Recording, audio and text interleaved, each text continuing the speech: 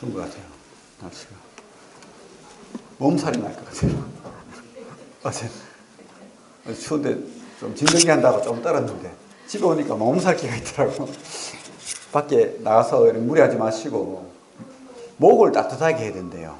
머리보다도 목이 더 중요하답니다. 뭐죠 이게? 목도리 꼭 하시고, 특히 나이 드신 분들 목도리 꼭 하시랍니다. 안 그러면 쓰러질 수 있으니까 조심하시기 바랍니다. 곧 다음 주 지나면 크리스마스죠.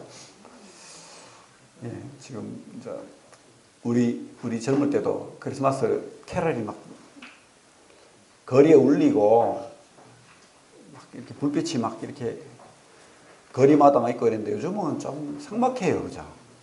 예, 좀 그런 분위기가 안 사는 것 같아요. 그냥 세상 사람들은 크리스마스 날 제일 죄가 많이 일어난답니다. 사생아가 제일 많이 생기는 날이고 기가 찹니다. 하지만 우리는 참 그 의미를 기억하고 그렇게 살아야 되겠습니다. 어제 우리 황재민이 어디 갔지? 재민이하고 차를 단둘이 타고 간 적이 있어요. 근데 재민이가 묻더라고. 하나님 어디 계세요? 하늘 저 끝에 계세요. 하나님 어디 계십니까? 하나님 봤습니까? 하나님은 영이시죠. 그래서 또 우리처럼 이 시간과 공간의 제한을 받잖아요. 크신 분입니다. 어디나 계시죠. 우리가 아버지라고 부르고 하나님 부를 때 늘 계시는 거예요. 거기. 그죠? 그 하나님이 이 땅에 오신 거예요. 크리스마스 날이. 놀라운 일이죠. 이 우주보다 크신 분이 하나님이 이 땅에 오신 겁니다. 그래서 우리가 크리스마스를 좀 이 세상 사람들처럼 그렇게 지나갈 것이 아니고 하나님이 누구신지 또 다시 한번 생각하는 그런 시간 되길 바랍니다. 오늘 그 예언대로 오신 예수님이라는 제목으로 이사야 말씀 보겠는데요. 제가 그 시간을 따져보니까 벌써 2년이 됐네요. 그죠? 제가 여기 새인동교회에 온 지 2년이 넘었어요. 만 2년이 넘었어요. 2015년 12월 13일에 나왔으니까 세월이 금방 이렇게 흘러가는 것 같습니다. 참 감회가 새롭네요. 그죠? 그 이사야 말씀 한번 펴고 이사야 11장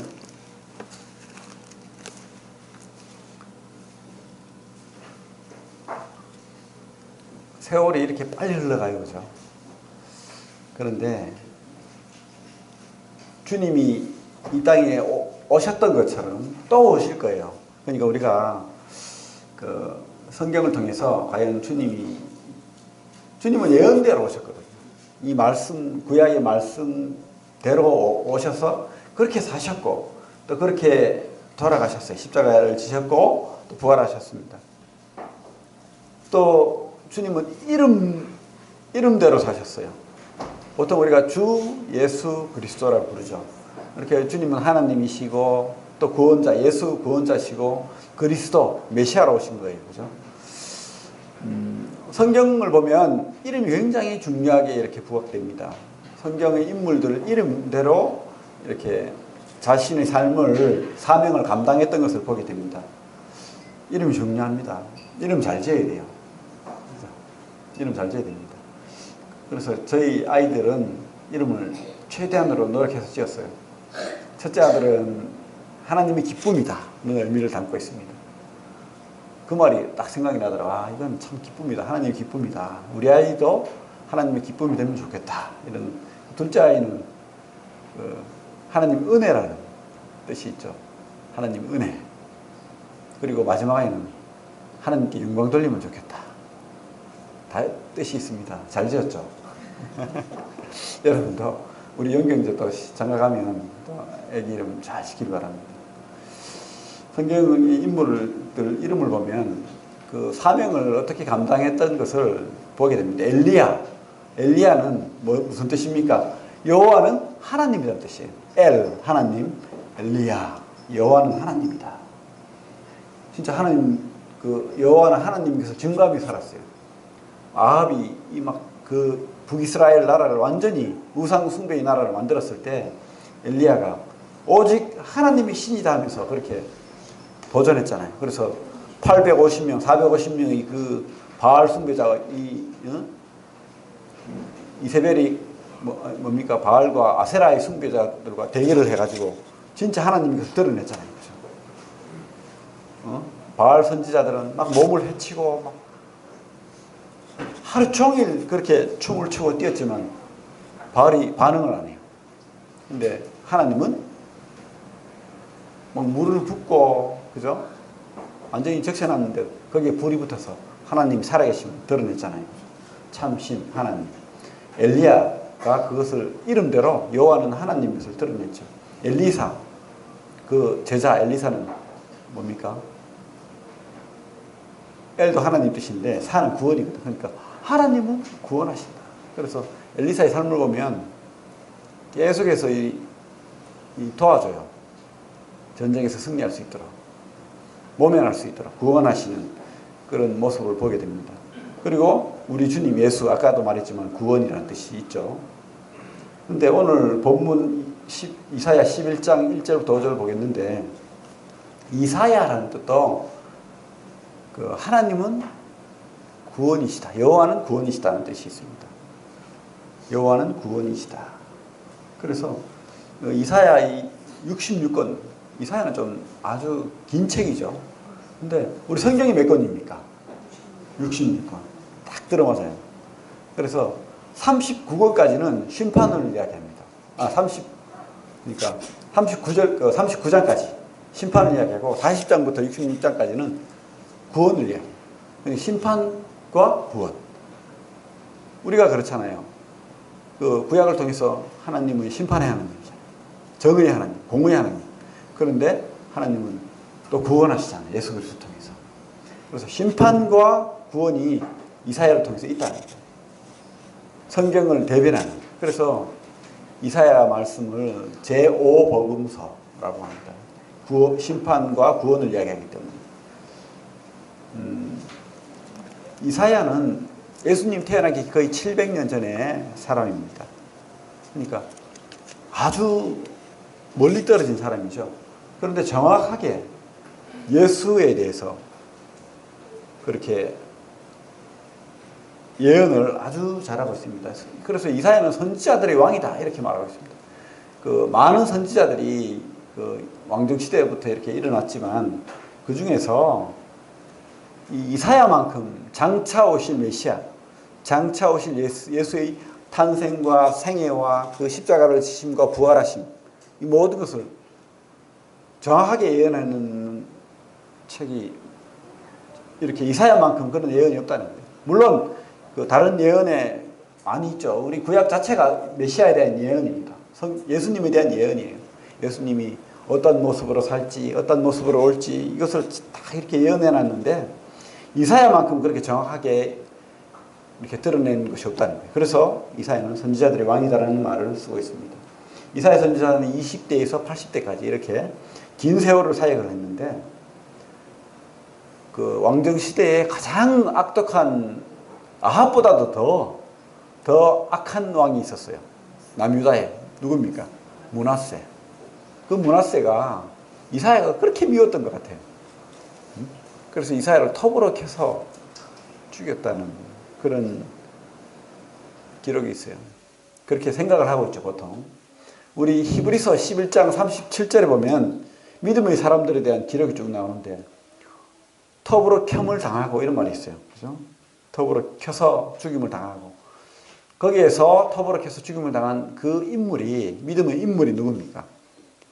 이사야라. 이사야. 그래서 순교당한 것으로 우리가 알고 있습니다. 예수를 예언하고 또 하나님의 심판과 구원을 전함으로 말미암아서 순교를 당했던 거죠. 어쨌든 이 구약 전체가 예언인데, 그죠? 예언대로 주님이 오셨어요. 창세기 3장 15절에는 뭐라고 되어 있습니까? 여자의 후손이 그 뱀의 머리를 밟는다고 하죠. 그죠? 머리를 상하게 할 것이다.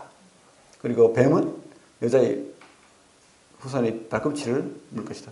거기에서 우리가 예수 그리스도께서 이 땅에 오셔서 뱀의 머리를 밟으시고 사탄을 물리치고 승리하는 그런 예언이 창세기 3장 15절부터 이렇게 돼 있는 거예요. 미리 예수에 대해서. 그러면서 3장 21절에 뭐라고 돼 있습니까? 하나님이 그 아담과 하와를 위해서 가죽옷을 입혀 주시잖아요. 자기가 그 부끄러움과 수치를 가리기 위해서 모가잎으로 가렸잖아요. 근데 그것은 곧 말라버리지 않습니까? 상징적인 의미가 있죠. 우리의 어떤 노력이나 선행으로는 하나님 앞에 구원받을 수 없다. 하나님 앞에 나올 수 없다. 그래서 하나님이 직접 뭡니까? 동물을 죽이시고 피를 흘리게 만들고 그 희생으로 가죽옷을 입혀주신 거예요. 그것이 누구를 상징합니까? 누구를 예언합니까? 예수님이죠. 그러니까 이 창세기부터 이 말라기까지 전 39권의 성경이 심판을 이야기해요. 그러면서 예수에 대한 예수님은 구원하신다. 그 오실 메시아에 대해서 이렇게 예언이 되어 있는 거예요. 구약 전체가 이렇게 직접적으로 이렇게 주님에 대해서 이렇게 예언하기도 하고 아니면 어떤 인물, 어떤 사건을 통해 가지고 모형 뭡니까? 모델하우스. 진짜 오실 예수님 같은 그런 인물들, 뭐 예를 들면 뭐 요셉이라든지 뭐 여러 인물들이 있죠. 아브라함이라든지 이삭이라든지 이런 그런 인물들을 통해서 아니면 사건들을 통해서 모형과 그림자로 이렇게 보여주기도 하고 아니면 이사야처럼 직접 이렇게 뭐 그림 그리듯이 이렇게 예수에 대해서 보여줘요. 아, 이런 분이 오신다는 거예요. 시편에도 그렇죠. 시편도 시를 통해서 직접적으로 주님에 대해서 이렇게 예언을 하는 모습이 보입니다. 그래서 우리가 믿지 않을 수 없도록 그렇게 하는 거예요. 우리는 하나님을 믿지 않을 수 없어요. 예수를 믿지 않을 수 없습니다. 왜? 너무도 분명한 증거들이 있기 때문에. 어떤 예언이 한 가지, 두 가지, 세 가지 맞을 확률이 있어요. 그죠? 그것이 우연이든 뭐 진짜 예언이든 확률이 있긴 있어요. 한 가지, 두 가지. 근데 8가지 뭐 이상. 근데 성경 전체가 구약의 그 예수에 대한 예언인데 이렇게 많은 예언이 맞아떨어질 확률이 없다는 거예요. 불가능하다는 거예요. 그런 불가능을 하나님께서 성취하신 겁니다. 왜? 하나님 살아계시니까. 진짜 하나님 말씀, 성경은 사실이다는 거예요. 우리가 믿지 않을 수 없다는 겁니다.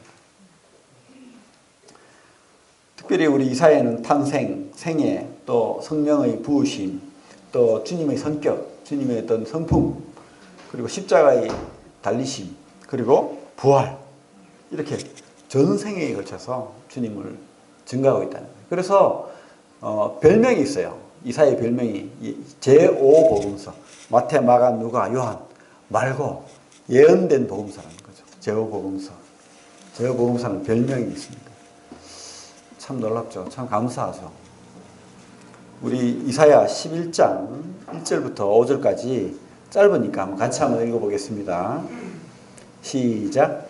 이새의 줄기에서 한 싹이 나며 그 뿌리에서 한 가지가 나서 결실할 것이요 그 위에 여호와의 영 곧 지혜와 총명의 영이요 모략과 재능의 영이요 지식과 여호와를 경외하는 영이 강림하시리니 그가 여호와를 경외함으로 즐거움을 삼을 것이며 그의 눈에 보이는 대로 심판하지 아니하며 그의 귀에 들리는 대로 판단하지 아니하며 공의로 가난한 자를 심판하며 정직으로 세상의 겸손한 자를 판단할 것이며 그 입의 막대기로 세상을 치며 그 입술의 기운으로 악인을 죽일 것이며 공의로 그의 허리띠를 삼으며 성실로 그의 몸의 띠를 삼으리라.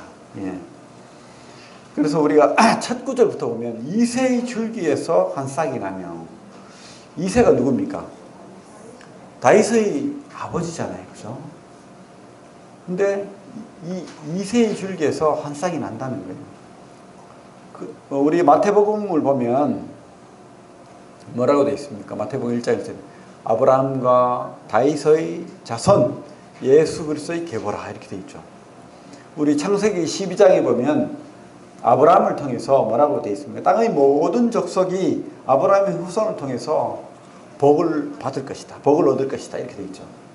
그 아브라함의 후손이 바로 예수죠.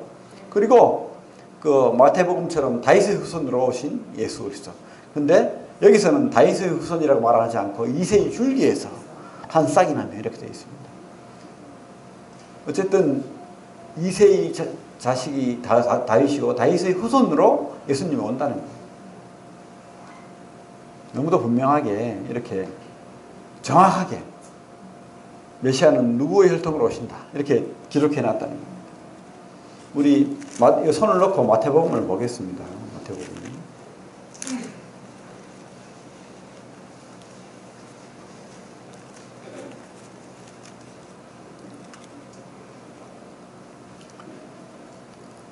아브라함과 다윗의 자손 예수 그리스도의 계보라. 아브라함이 이삭을 낳고 이삭은 야곱을 낳고 야곱은 유다와 그의 형제들을 낳고 유다는 다말에게서 베레스와 세라를 낳고 베레스는 헤스론을 낳고 헤스론은 람을 낳고 람은 아미나답을 낳고 아미나답은 나손을 낳고 나손은 살몬을 낳고 살몬은 라합에게서 보아스를 낳고 보아스는 룻에게서 오벳을 낳고 오벳은 이새를 낳고 이새는 다윗 왕을 낳으니라.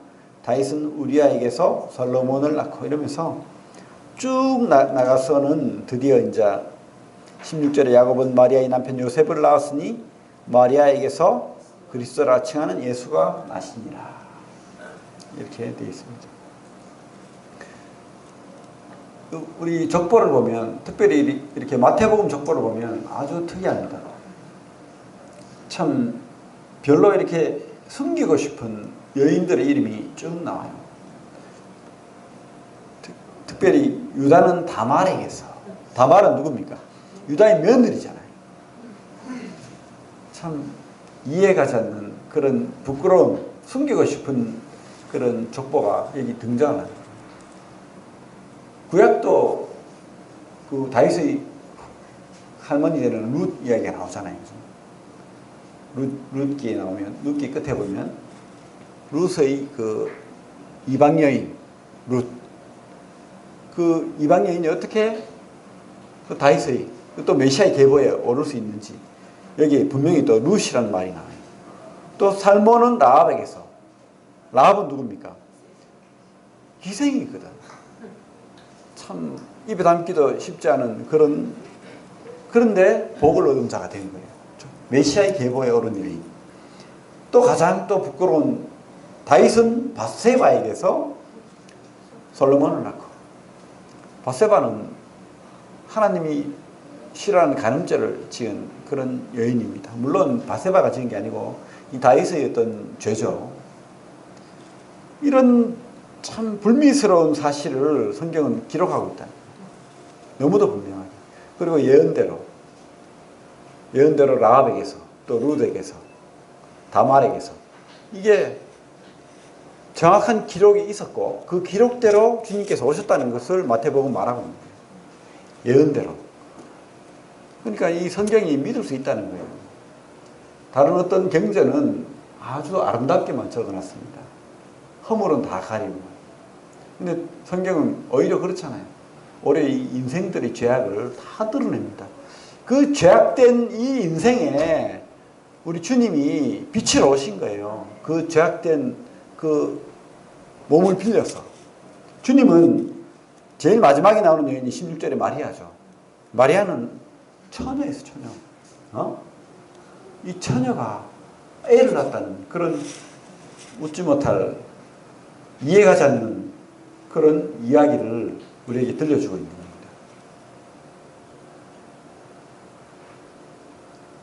그런데 이것을 우리가 믿을 수 있는 것은 라합에게서, 다말에게서, 룻에게서 오신 그 메시아의 족보가 그대로 우리에게 연결된다는 겁니다. 우리 한번 그 이사야 말씀 계속 보겠는데요. 이사야 전체적으로 한번 살펴보겠습니다. 이사야 7장. 이사야 7장 14절. 우리 영경제가 크게 한번 읽어보겠습니다. 그러므로 주께서 친히 징조를 너희에게 주실 것이라. 보라, 처녀가 잉태하여 아들을 낳은 것이요 그의 이름은 임마누엘이라 하리라. 예, 처녀가 잉태하여 아들을 낳을 것이요 그 이름을 임마누엘이라 하리라. 너무도 분명하게 뭐 가감할 수 없는 그런 사실을 기록해 놓은 겁니다. 그러니까 이 예언대로 이 마리아가 처녀로서 성령으로 주님을 잉태하고 아기 예수를 놓게 되는 거예요. 주님은 이 죄 있는 여인의 몸을 통해서 빌려서 태어났지만 어떻게 잉태됐습니까? 성령으로 잉태된 거예요. 하나님의 영으로. 그죠? 그래서 죄가 없는 상태로 태어난 거예요. 주님은 하나님이시기 때문에 죄가 없으세요. 그래서 죄 없는 상태로 아기로 오신 거예요. 700년 전에 이런 예언이 있다는 거예요. 그러면서 뭐라고 했습니까? 임마누엘. 임마누엘 뜻이 뭐라고요? 하나님이 우리와 함께 하신다. 이 아기 예수로 오신 그 예수님이 하나님이시라는 거예요. 임마누엘. 그래서 우리 주님은 이 임마누엘의 뜻은 우리 주님에 대해서 말하고 있는 겁니다. 주님의 이름은 임마누엘은 아닙니다. 그죠? 하지만 그 주님의 그 의미를 드러내는 거예요. 뭡니까? 주님은 하나님이시죠. 그리고 하나님과 사람 사이의 중보자다. 사람과 하나님 사이에 또 중보자로서 오신 거예요. 하나님이 우리와 함께 하신다. 그래서 이 하나님으로부터 떠났던 이 죄인을 하나님께 연결시키는 그런 역할을 할 것이다. 이런 예언을 700년 전에 이사야를 통해서 하고 있는 거예요. 지금 임마누엘이다. 처녀가 잉태한다. 그죠? 9장 보겠습니다. 9장 6절에 보면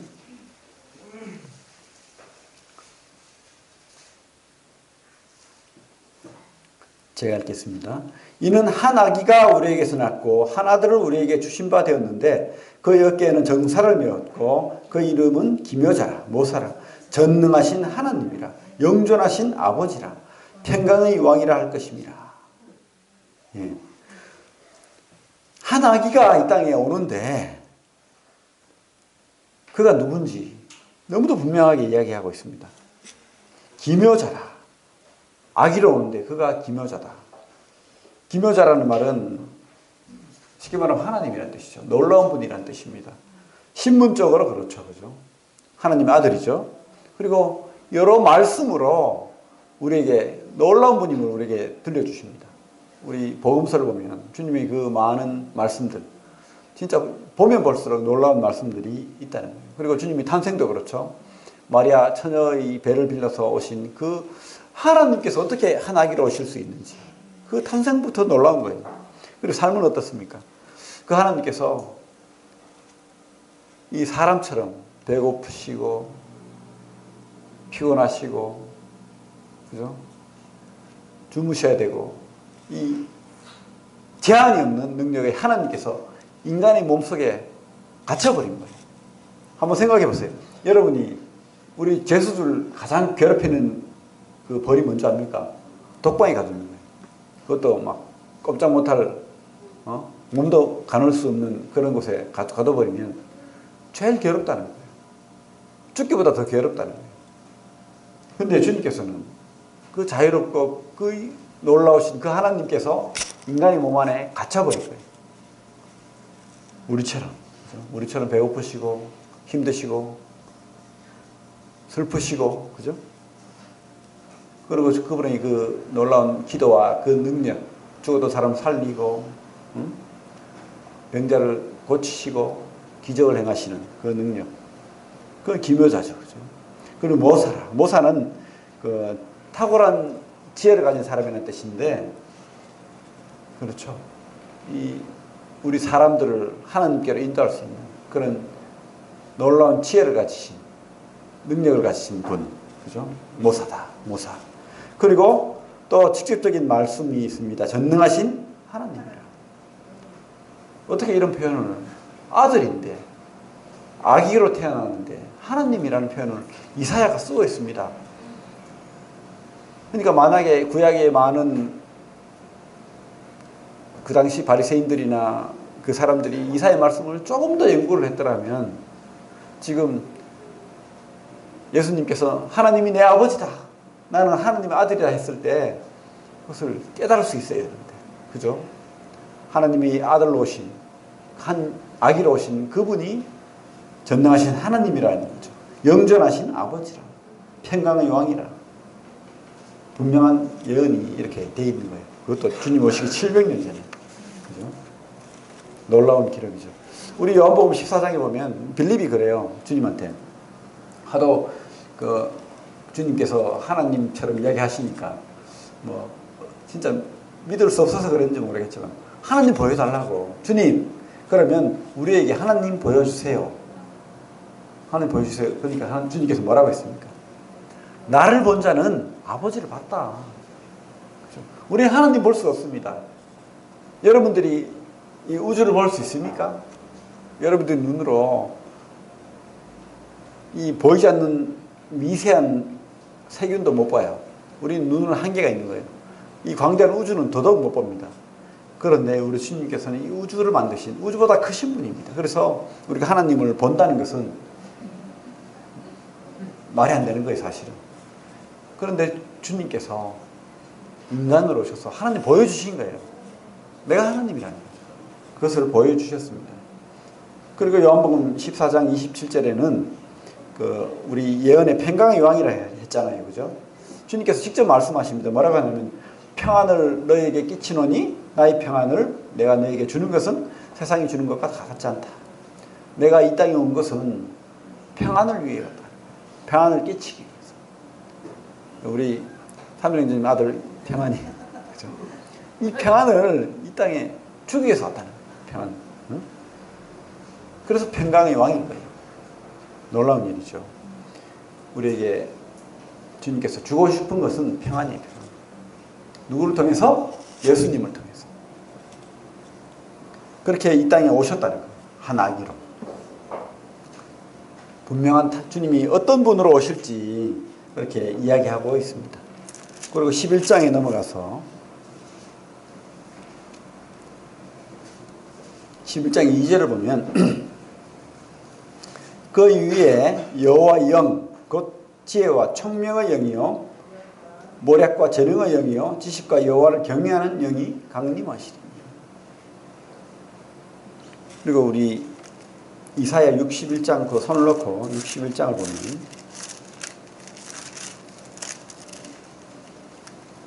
이사야 61장 1절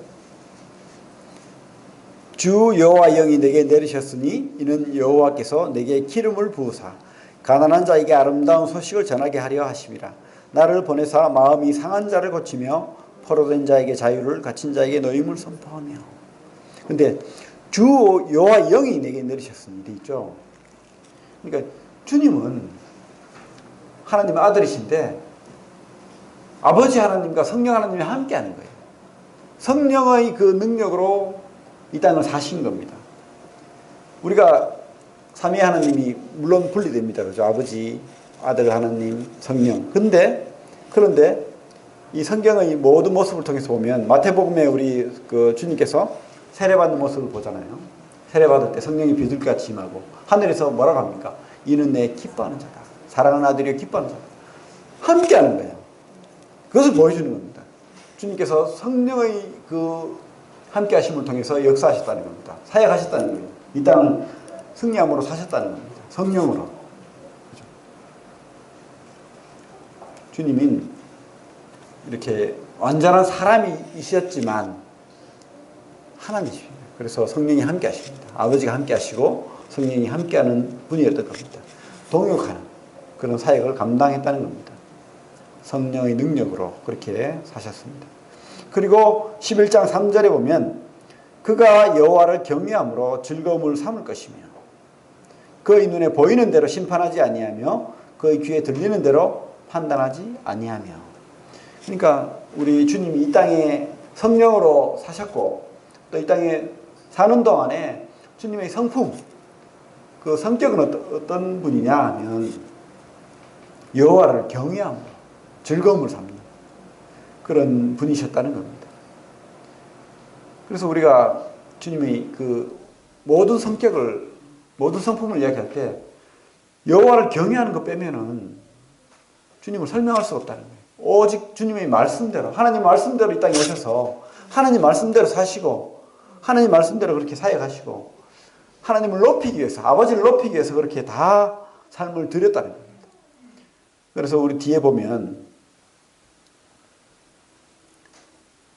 4절에 보면 공의로 가난한 자를 심판하며 정직으로 세상의 겸손한 자를 판단할 것이며 그 입의 막대기로 세상을 치며 그 입술의 기운으로 악인을 죽일 것이며 공의로 그의 허리띠를 삼으며 성실로 그의 몸의 띠를 삼으리라. 공의, 정직, 성실, 그게 모든 것이 다 그 입술의 막대기로 또 세상을 치며, 이게 하나님을 경외하는 하나님의 말씀으로 이렇게 살았다는 거예요. 오직 하나님을 높이는 그런 삶을 살았다는 거죠.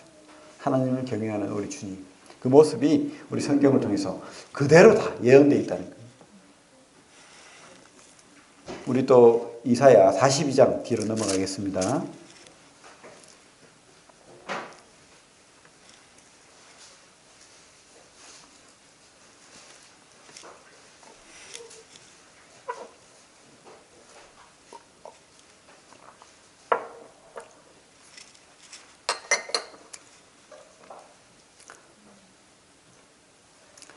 제가 읽겠습니다. 42장 1절부터 내가 붙드는 나의 종, 내 마음에 기뻐하는 자, 곧 내가 택한 사람을 보라. 내가 나의 영을 그에게 주었음즉 그가 이방의 정의를 베풀리라. 그가 외치지 아니하며 목소리를 높이지 아니하며 그 소리를 거리에 들리게 하지 아니하며 상한 갈대를 꺾지 아니하며 꺼져가는 등불을 끄지 아니하고 진실로 정의를 시행할 것이며 그는 쇠하지 아니하며 낙담하지 아니하고 세상에 정의를 세우게 이르리니 섬들이 그 교훈을 앙망하리라.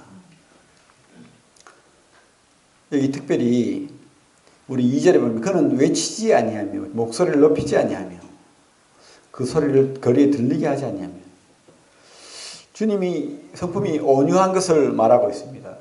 막 소리를 치면서 강하게 사람들을 핍박하고 억압하고 괴롭히고 그런 분이 아니었다는 거예요. 온유한 분. 우리 또 3절에 보면 상한 갈대를 꺾지 않고 꺼져가는 등불을 끄지 않고 진실로 정의를 시행하고, 이 말이 얼마나 우리에게 위로가 되는 말씀인지 모릅니다. 상한 갈대를 꺾지 않는다. 우리는 다 상한 갈대잖아요. 범죄한 자고 연약한 자고 낙심하는 자고 포기하는 자고 주님을 버리는 자고 도망가는 자고, 제자들도 다 그랬잖아요. 하나같이 주님 앞에 내세울 것이 없는 그런 상한 갈대였고 꺼져가는 등불이었고 진노의 자녀였습니다. 이런 우리를 너무도 온유하시게 막 윽박지르지 않으시고 그렇게 우리에게 복음으로 다가오십니다. 은혜의 소리, 기쁨의 소리, 우리에게 사랑으로 그렇게 대우하시죠. 주님께서 이 땅에 사신 삶이 그래요. 사실은 38년 된 병자를 주님께서 지나갈 수도 있어요. 그런데 외면치 않죠. 그죠? 그 인생을 불쌍하게 보시고 이렇게 세우십니다. 눈먼 자를 불쌍하게 보세요. 눈을 뜨게 하시고 중풍병자, 병든 자, 문둥병자, 심지어 창녀가 그 주님 앞에 와서 눈물을 흘리면서 그 자기 머리칼로 그 발을 씻겼을 때 주님께서 칭찬하세요. 시몬의 집에 초대받았을 때 그랬죠.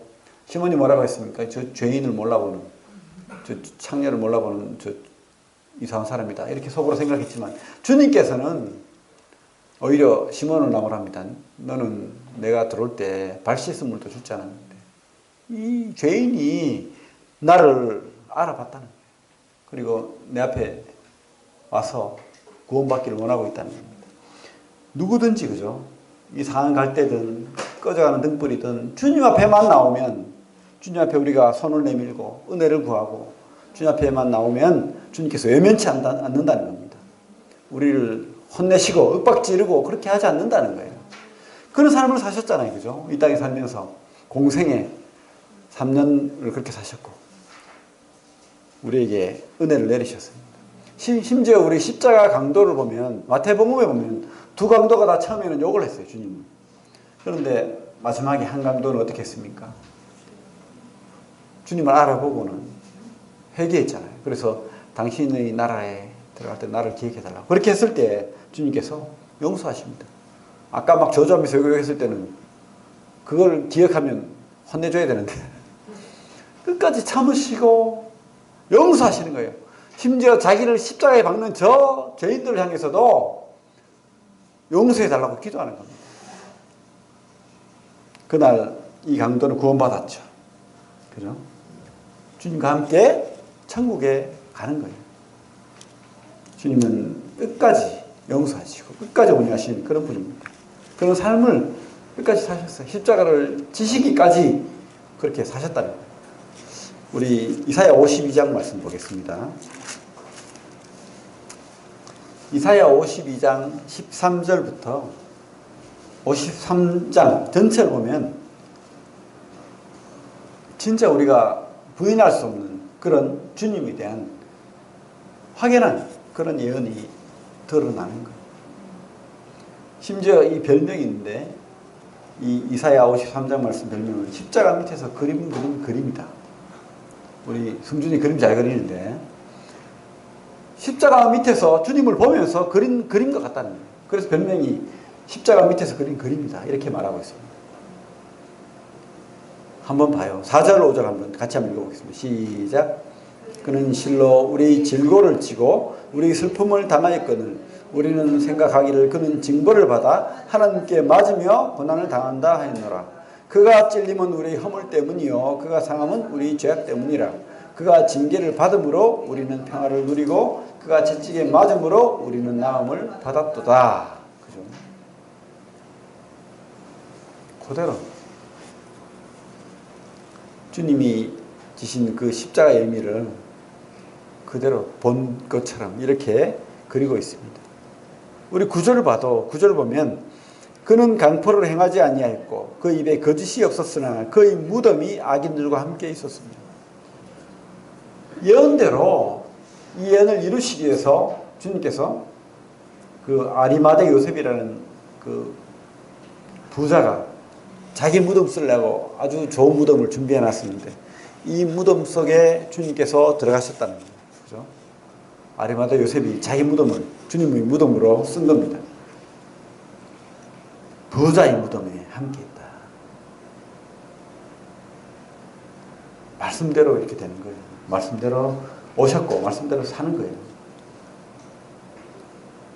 우리 주님의 십자가의 모습은 여러 특징이 있는데 첫째 특징은 뭐냐면 말 없는 순종입니다. 말씀대로 그대로 그냥 주님 이 본성은 인간의 본성은 뭡니까? 지기 싫어요. 맞죠? 근데 주님께서 마지막 하신 말씀 아버지의 뜻대로 될 거라고 그렇게 합니다. 그냥 순종하는 거예요.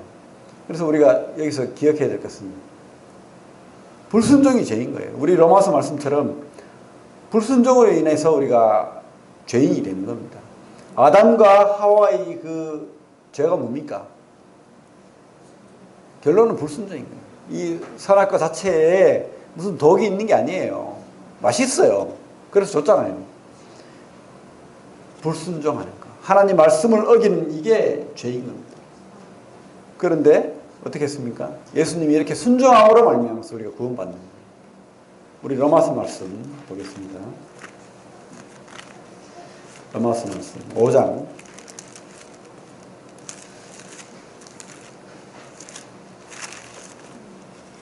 5장 8절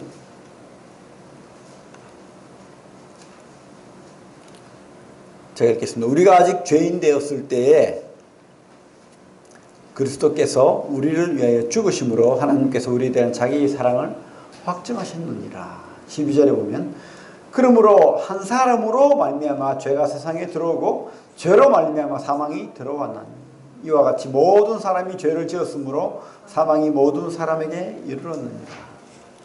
그렇죠. 아담과 하와의 그 불순종, 하나님 말씀을 어긴 그 죄로 말미암아서 우리 모든 사람이 죄인이 된 거예요. 그런데 우리 19절을 보면 같이 읽겠습니다. 19절 시작. 한 사람이 순종하지 아니함으로 많은 사람이 죄인 된 것 같이 한 사람이 순종하심으로 많은 사람이 의인이 되리라. 주님이 이렇게 주님 말씀대로 이 땅에 오셨고 말씀대로 사셨고 말씀대로 십자가를 지심으로 말미암아서 우리가 의인이 된 거예요. 아담은 하나님 말씀을 어겼어요. 불순종으로 말미암아서 죄인이 되었고 우리 주님의 그 순종하심으로 말미암아서 우리가 구원받는 의인이 되는 그런 삶을 얻게 된 것입니다. 그리고 주님의 그 십자가의 마지막 모습의 특징은 이 사람으로도 겪을 수 없는 그런 고통을 겪었다는 거예요. 이 십자가는요, 사람이 겪기에는 너무 심한 그런 고통인 거예요. 이 로마 사람들이 발명한 거예요. 발명한 거. 가장 큰 고통을 어떻게 사람에게 줄까? 그 고통을 발명한 거예요. 뭡니까? 그게 십자가. 그래서 로마 사람들한테는 십자가를 지게 하지 않습니다. 왜? 로마인이니까. 그래서 주로 구테타 일으키려고 하는 반역자들. 예수님도 유대인의 왕을 하는 그 반역죄로, 그죠? 로마 사람들의 십자가를 친 거예요. 그것이 가장 심한 고통을 주는, 단 1분 1초도 고통 없이 견딜 수 없는 계속된 고통이 있는 거예요. 숨을 쉴 때마다 살이 찢어지는 고통을 계속 주는 거예요. 계속 찌르는 고통을 주는 거예요. 그 가장 심한 고통을 주는 그 십자가를 주님께서 줬다는 겁니다. 지셨다는 겁니다. 왜? 그게 죄의 고통이라는 겁니다. 우리가 영원히 져야 할 그 진노의 고통, 지옥의 고통을 주님께서 감당하신 거예요. 그것을. 우리 모든 세상 사람들의 죄를 감당하시고 십자가를 치신 거예요. 그것이 주님께서 아버지의 그 말씀대로 이 땅에 오셔서 지신 십자가의 의미라는 겁니다. 그래서 그 고통의 값으로 우리를 구원하신 거예요. 주님께서 마지막 하신 말이 무엇입니까? 다 이루었다. 완성했다. 무엇을 완성했죠? 하나님 말씀을 완성하신 거예요. 말씀대로 이 땅에 오셔서 아기로, 말씀대로 이 땅에 사셨고, 말씀대로 십자가를 지셨어요. 그 말씀을 다 이루신 거예요. 그리고 또 다른 의미가 있죠. 뭡니까? 다 갚았다. 다 지불했다. 죄의 값을 지불하신 거예요. 이제 지불할 값이 없는 거예요. 우리 믿는 자에게는. 지불할 값이 없어요. 지불할 값이 있다는 것은, 우리가 더 내야 될 값이 있다는 것은 주님의 그 피값이 부족하다는 뜻이거든. 그럴 수 없다는 겁니다. 하나님의 피값으로 우리를 사신 겁니다. 우리 로마서 6장을 보면, 6장 1절부터 보면, 그런즉 우리가 무슨 말을 하리요? 은혜를 더하게 하려고 죄에 거하겠느냐? 그럴 수 없느니라. 죄에 대하여 죽은 우리가 어찌 그 가운데 더 살리요? 무릇 그리스도 예수와 합하여 침례를 받은 우리는 그의 죽으심과 합하여 침례를 받은 줄 알지 못하느냐? 그러므로 우리가 그의 죽으심과 합하여 침례를 받음으로 그와 함께 장사되었나니 이는 아버지의 영광으로 말미암아 그리스도를 죽은 자 가운데서 살리심과 같이 우리로 또한 새 생명 가운데서 행하게 하려 함이라. 만일 우리가 그의 죽으심과 같은 모양으로 연합한 자가 되었으면 또한 그의 부활과 같은 모양으로 연합한 자도 되리라. 그래서 우리가 주님이 십자가를 지셔서 다 이루셨을 때 우리 죄값이 다 치러진 거예요. 다 우리를 구원하시겠다는 아브라함에게 약속하셨던 네 후손으로 말미암아서 복을 얻겠다는, 모든 민족이 복을 얻겠다는 그 약속이 이루어진 거예요. 죄값이 치러진 거예요. 다 이루신 거예요. 주님 말씀이 이루어졌고 또 우리 죄값이 치러진 거예요. 이 두 가지가 다 이루어진 겁니다. 그리고 주님이 죽으시면 우리 죽으심이 되고 주님이 그 살으심이 우리 살으심이 된 거예요. 그게 침례가 되는 겁니다. 그게 우리 외형적으로 침례를 주지만 진짜 우리 삶의 생명의 침례가 된 거예요. 십자가를 통해서. 누구에게? 믿는 자에게. 우리 성도에게. 그죠? 주님은 말씀대로 그렇게 사신 겁니다. 우리 이사야 말씀 마지막으로 보겠습니다. 이사야 25장. 왔다 갔다 하는데 죄송합니다. 이사야 25장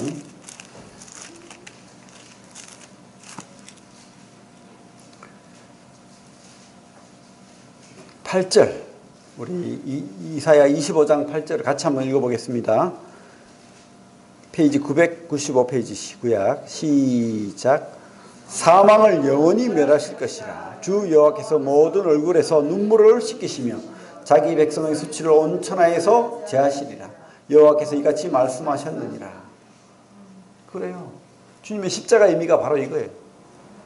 뭡니까? 주님께서 이 땅에 오셔서 십자가를 지신 목적이 사망을 영원히 멸하실 것이라. 그리고 모든 사람들의 그 얼굴에서 눈물을 씻기신다. 그리고 우리 모든 수치, 죄악을 온 천하에서 제한다. 믿습니까? 주님께서 말씀대로 이렇게 오셨어요. 말씀을 이루셨어요. 그리고 이 말씀대로 우리 모든 죄악을 없애시고 눈물을 없애시고 사망이 없는 거예요. 주님이 부활하신 것처럼 우리에게도 새 생명이 있는 겁니다. 그래서 우리 재민이가 질문했지만 하나님이 어디에 있어요? 우리 속에 있는 거예요. 성령으로 있는 겁니다. 우리와 함께 하시는 거예요. 우리가 볼 수 없고 만질 수 없지만 여러분들과 함께 하시는 겁니다. 여러분들이 아버지라고 부르고 여러분들이 주라고 고백할 때 하나님이 되시고 구원자라고 고백할 때 그분은 우리 구원자가 되시고 말씀의 메시아가 우리 주와 구원자가 되는 거예요. 주와 구주로 우리가 이분을 믿습니다. 구약의 그 말씀대로 이 땅에 오셔서 사시고 말씀대로 죽으시고 말씀대로 부활하시고 이제 또다시 말씀대로 이 땅에 오실 거예요. 믿습니까? 그래서 우리 소망으로 사는 거예요. 우리가 사람이 희망이 없으면 행복하잖아요. 희망 없는 삶은 행복하지 않습니다. 근데 우리에게는 희망이 있잖아. 꿈을 꾸세요. 주님이 꿈을 꾸시고 천국의 꿈을 꾸시고 이 땅에서 하나님께 영광 돌리는 또 하나님이 맡기신 사명 주님처럼 감당하는 그런 우리 성도들 다 되기를 바랍니다. 예, 감사합니다.